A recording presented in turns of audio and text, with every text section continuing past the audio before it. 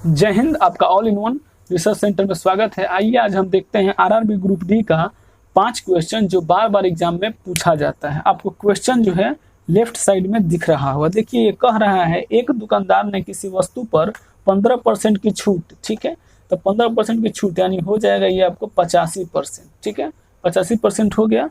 और फिर बोल रहा है छूट देने के पश्चात 506 रुपये में बेचता है, इससे उसे 15% का लाभ प्राप्त होता है, यानी 15% यानी 115 पर 115 हो गया, ठीक है। अब का बोल रहा है प्राप्त होता है लागत मूल्य से कितना अधिक मूल्य पर वस्तु का मूल्य अंकित किया गया था। यानी देखो ये तो क्लियर है कि 115 रुपया में बेच रहा है तो इसको 115% में फायदा हो रहा है, यानी जो भी होगा इससे 115 से ज्यादा अधिक होगा, ठीक है।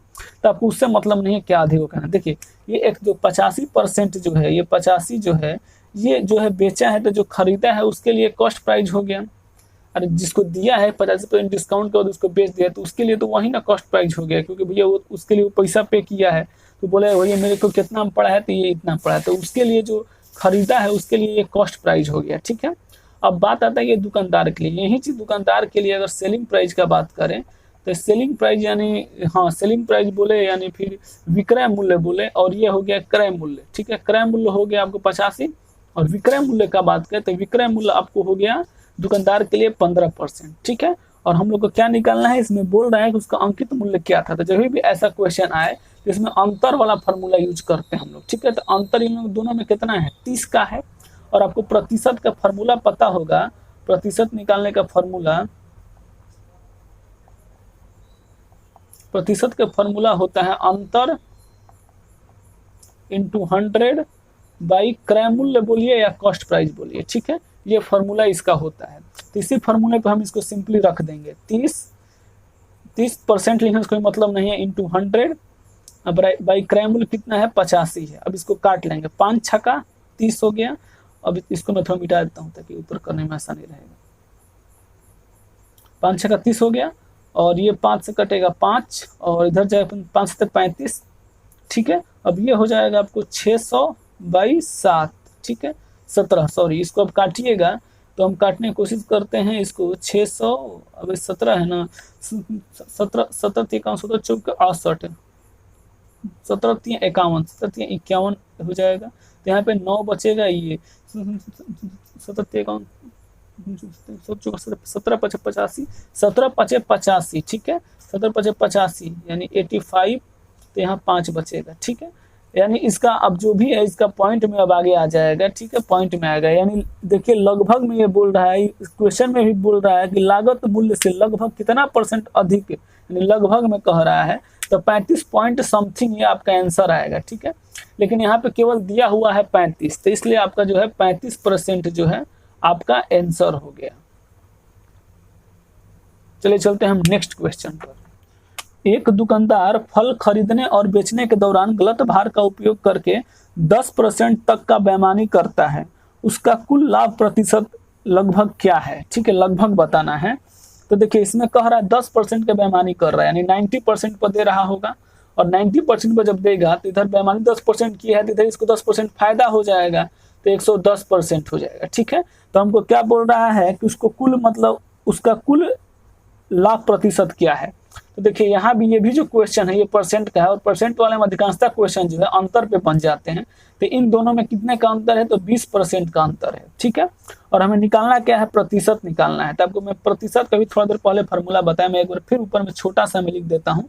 और पहले क्वेश्चन में भी बताया, दूसरे में भी अंतर इंटू 100 बाई क्रय मूल्य बोलिए या फिर कॉस्ट प्राइस बोलिए, ठीक है। तो क्रय मूल्य या कॉस्ट प्राइस एक ही है, तो ये हो गया, यही फार्मूला इसका है, ठीक है। तो इसको हम इसी में बैठा लेते हैं। अंतर कितना है 20 है, इंटू 100 कर लेते हैं, ये परसेंट लिखने से कोई मतलब नहीं है।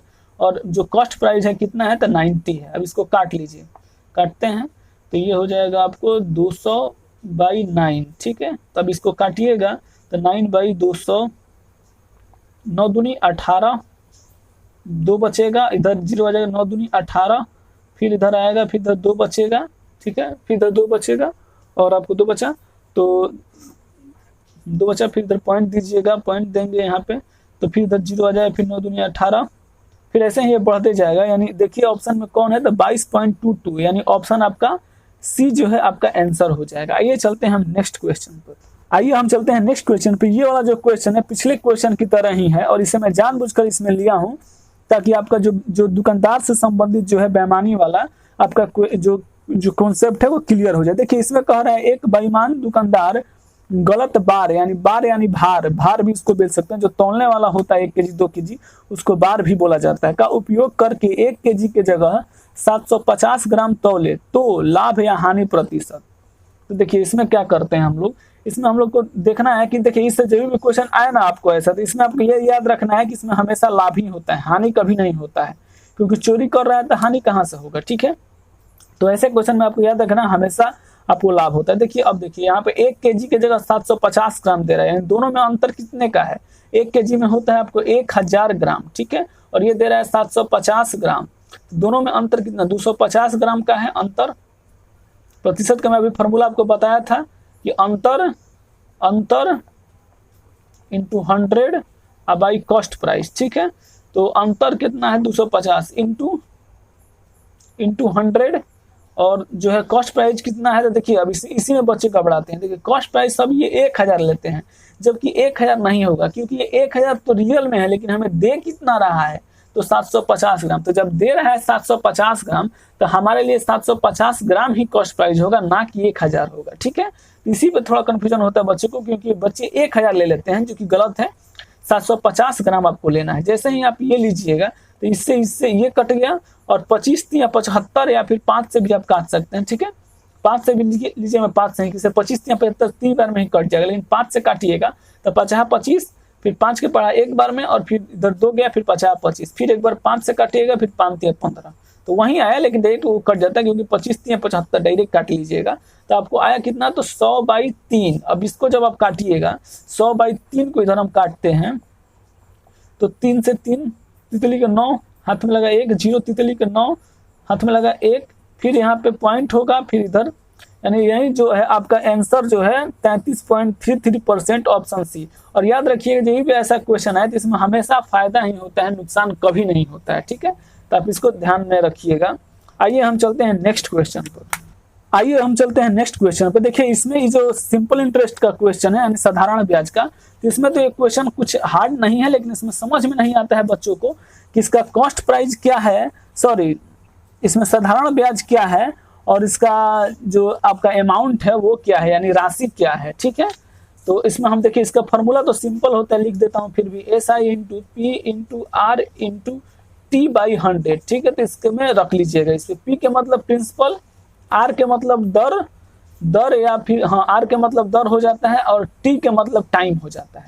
तो देखिए इसमें क्या है, जब भी आपको ऐसे क्वेश्चन दिखे ना तो आपको सिंपली करना ये है, इसमें आपको ये समझने के लिए आपको साधारण ब्याज और राशि क्या है, देखिए यहाँ पे लिख रहा है साधारण ब्याज और राशि का तो 4/5। ठीक है, तो 4/5 लिख रहा है, तो आपको देखिए लिख रहा है साधारण ब्याज राशि का, तो मैं पूरा ही लिख देता हूँ तो थोड़ा ज्यादा समझ में आएगा। ठीक है, केवल ब्याज लिखता हूँ, साधारण आप समझ लीजिएगा ब्याज, चलिए ना सिंपल इंटरेस्ट। ठीक है, साधारण ब्याज राशि का, ठीक है, राशि का। तो देखिए इस केस में देखिए क्या होता है, राशि नीचे वाला हो जाता है और ऊपर वाला जो होता है वो दूर के लिए। ठीक है, ऊपर वाला दूर के लिए, नीचे वाला नजदीक के लिए। इसमें आपका साधारण ब्याज क्या हुआ, साधारण ब्याज 4 हो गया और राशि जो है अमाउंट जो है क्या हो गया, तो आपको 5 हो गया। बस आपका क्वेश्चन बन गया। अब इसमें क्या बोल रहा है, तो ब्याज की दर बताना है। तो देखिए जब दर बताने का रहेगा एक ही फार्मूला, इसी से सारा फार्मूला बनेगा। अब जब दर बताने के लिए बोलेगा तो ये वाला चला जाएगा इधर, ठीक है, इधर चला जाएगा तो क्या हो जाएगा, तो SI इंटू 100 अब भाई जो बाकी जो 2 बचे हैं वो नीचे आ जाते हैं। ठीक है, तो नीचे जब आ जाएंगे तो P इंटू T हो जाएगा। ठीक है, तो अब इसी पे इसको रख लेते हैं हम लोग।